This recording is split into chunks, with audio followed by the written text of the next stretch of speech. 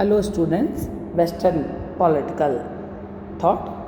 पाश्चात्य राजनीतिक विचारकों के व्याख्यान की श्रृंखला में मैं doctor Nidhi Yadav, SPC government college Ajmer, political science department से आज के क्लास में बच्चों हम एक नए टॉपिक और एक नई विचारधारा पर अध्ययन प्रारंभ करेंगे,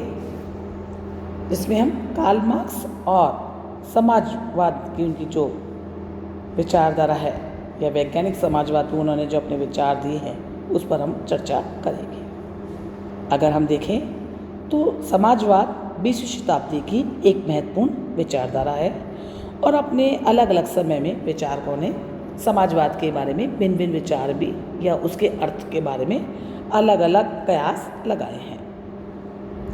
यदि हम व्यापक अर्थों में लें तो समाजवाद का अर्थ मनुष्य की समानता से लिया जाएगा और समाजवाद के बारे में जितनी बातें मानव सभ्यता के बारे में प्राचीन हैं उतनी ही विचारधारा भी प्राचीन है। लेकिन अगर राजनीतिक विचारधारा के रूप में देखें, पॉलिटिकल आइडियोलॉजी के रूप में अगर हम देखते हैं तो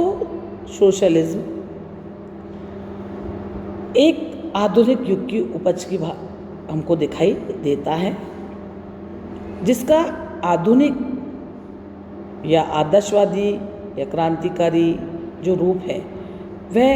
वर्ग भेद और आर्थिक असमानताओं के परिणाम स्वरूप उत्पन्न हुआ प्रतीत होता है।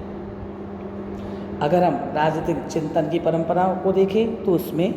कल्पनावादी समाजवादियों का महत्वपूर्ण स्थान है और प्लेटो को इसका अग्रदूत भी माना जाता है। उसने एथेंस में उस समय जो भी वर्ग संघर्ष की स्थिति थी तो उसने दार्शनिक राजाओं के द्वारा एक शासित आदर्श राज्य की कल्पना की थी और उसके बहुत समय पश्चात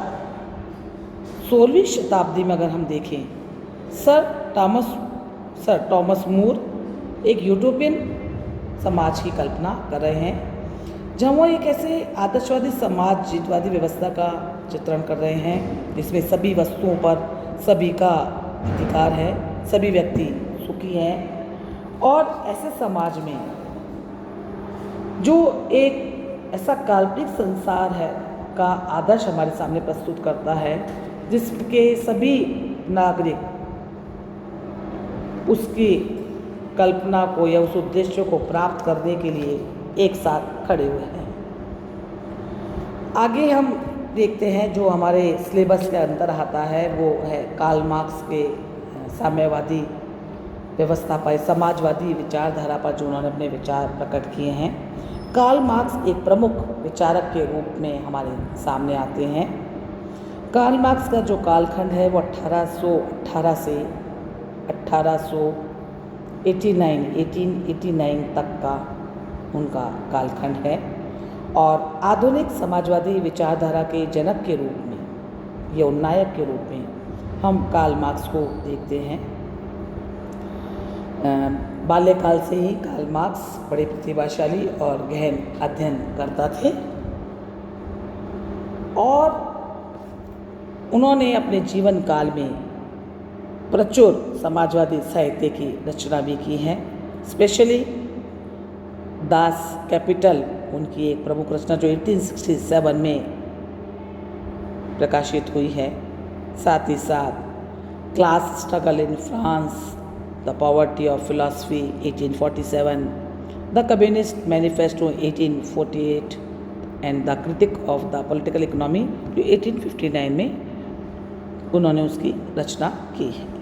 लेकिन इतनी सभी पुस्तकों में उनकी जो सर्वाधिक विख्यात पुस्तक है वह दास कैपिटल है और मार्क्सवाद या मार्क्स के जो भी विचार हैं वो उसका पूरा परिचय हमको इसी पुस्तक के माध्यम से मिलता है। इसलिए दास कैपिटल को समाजवादी साहित्य पर सर्वश्रेष्ठ एक प्रमाणिक ग्रंथ माना जाता है, या हम कहें तो इसे Bible of the working class भी हम कह सकते हैं, जिसमें साम्यवादी सिद्धांतों की आधारशिला या आधारभूत सिद्धांतों के बारे में बताया गया है। इस ग्रंथ का मूल विचार यह है कि उत्पादन के साधनों के जब एक ही जगह पर केंद्रीकरण हो जाता है तो मजदूरों का समाजीकरण उस स्थिति पर पहुंच जाता है जहां उनका पूंजीवादी ढांचे से कोई साम्यता उनकी नहीं बैठती है, जिससे जो मजदूर हैं वह इस आवरण या इस ढांचे को तोड़ने के लिए अग्रसर होते हैं, जिससे व्यक्तिगत संपत्ति की समाप्ति हो जाती है और शोषण करने वाली व्यवस्था यानी कि पूंजीवादी व्यवस्था का अंत हो जाता है। अब पूंजीवाद की जगह औद्योगिक समाज का निर्माण होगा, जिसमें भूमि और संपूर्ण उत्पत्ति के साधनों पर एक सामूहिक स्वामित्व भी होगा। तो हम ये देखते हैं कि जो दास कैपिटल है उसमें मार्क्सवाद के जो मूल सिद्धांत है या जो उनकी मूल साम्यवादी सिद्धांतों की जो मूल बातें हैं वो इस ग्रंथ में शामिल की गई है। मार्क्स का दूसरा प्रमुख ग्रंथ कम्युनिस्ट मैनिफेस्टो है। साम्यवादी दर्शन और क्रांति की जो प्रक्रिया होगी या जो प्रोसेस होगा वो किस प्रकार से होगा, किस प्रकार से समाज में जब पूंजीवादी व्यवस्था का अंत करके साम्यवादी व्यवस्था का चलन होगा तो वो किस तरीके से होगा वो इसमें बताया गया है। और साथ ही साथ सर्वहारा वर्ग की जो क्रांति है उसकी भविष्यवाणी भी इसी पुस्तक में की गई है। अगर हम इस पुस्तक का पहला वाक्य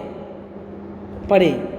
तो ही हमें इससे इस किताब की महत्ता का पता पड़ जाता है। इस पुस्तक में कहा गया है कि साम्यवाद का भूत यूरोप के घर घर में व्याप्त हो रहा है और इस भूत को भगाने के लिए अब पोप, जार, फ्रांस के क्रांतिकारी सब लोग मिल गए हैं, लेकिन यह बढ़ता ही जा रहा है। इसलिए अब दुनिया के मजदूरों संगठित हो जाओ, क्योंकि अपनी बीड़ियों और दास्ता के अलावा तुम कुछ नहीं खोगे, लेकिन एक नई दुनिया को जरूर प्राप्त कर लोगे। और मार्क्स के ग्रंथ कम्युनिस्ट मैनिफेस्टो में लिखा गया यह वाक्य साम्यवादियों के लिए आज भी प्रामाणिक बना हुआ है। साथ ही साथ अगर हम देखें मार्क्स ने इन पुस्तकों के अतिरिक्त अनेक लेख, संवाद, निबंध आदि भी लिखे हैं। अगर हम देखते हैं कि मार्क्स के विचार किस प्रकार से बने या ऐसी कौन से विचारक थे जिन्होंने मार्क्स को प्रभावित किया, तो हम देखते हैं कि सर्वप्रथम दो जर्मन दार्शनिक विचारक हैं, हीगल और फ्यूरबैक। हीगल से ही मार्क्स ने विचार ग्रहण किया है कि इतिहास का निरंतर विकास हो रहा है। हमने आपको पूर्व क्लास में हीगल की द्वंद्वात्मक पद्धति पर और इतिहास के पर जो उनके विचार थे वो बताए हैं, और मार्क्स ने भी हीगल के इन्हीं विचारों को आत्मसात किया है और द्वंद्वात्मक पद्धति को अपनाया है। लेकिन यहाँ पे दोनों की सैम्पलिंग में अंतर है। जहाँ हीगल के लिए इतिहास का आदर्शात्मक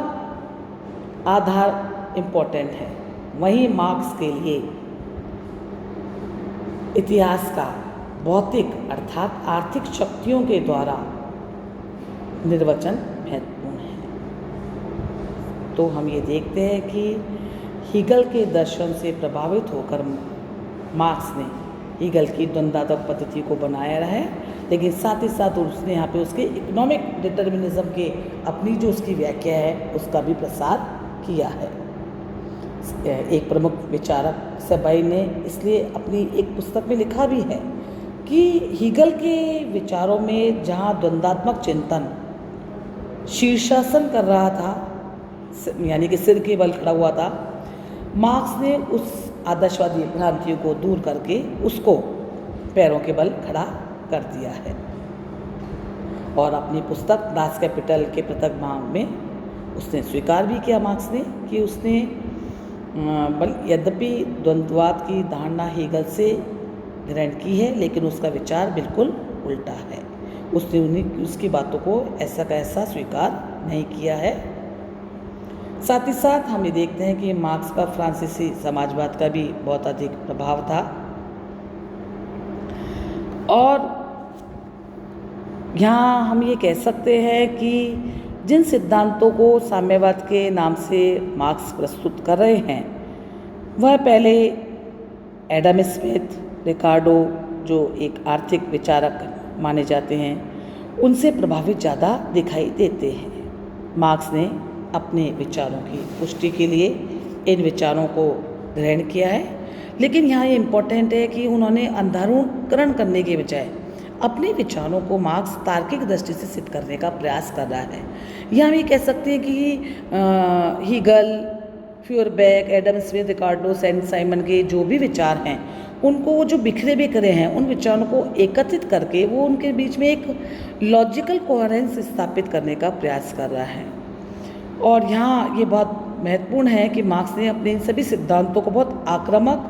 या एक उनके बारे में एक प्लानिंग भी प्रस्तुत की है कि मैं इसको किस प्रकार से हम इनको प्राप्त कर सकते हैं। प्रोफेसर लास्की के शब्दों में हम ये कह भी सकते हैं कि मार्क्स ने साम्यवाद को एक बहुत अस्त व्यस्त स्थिति में पाया, लेकिन उसने उसे एक आंदोलन का रूप दिया, उसने उसे एक दर्शन का रूप दिया और इससे साम्यवाद को एक दिशा भी प्राप्त हुई। यहाँ हम ये कह सकते हैं कि मार्क्स की जो पुस्तकें हैं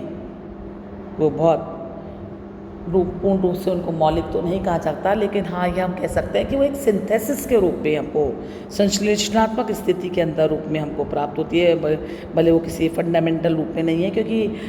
और ये भी सही है कि प्रत्येक विचारक अपने आसपास की स्थितियों, साथ ही साथ तात्कालिक स्थितियों या उससे पूर्ववर्ती जो उसके विचारों से जो साम्यता रखने वाले विचारक हैं उनके विचारों से वो प्रभावित होता है। तो यहाँ हम देखते हैं कि कार्ल मार्क्स अपने समय से पूर्व के जो विचारक हैं उनसे प्रभावित होकर के उसने वैज्ञानिक समाजवाद के बारे में अपने विचार प्रकट किए हैं।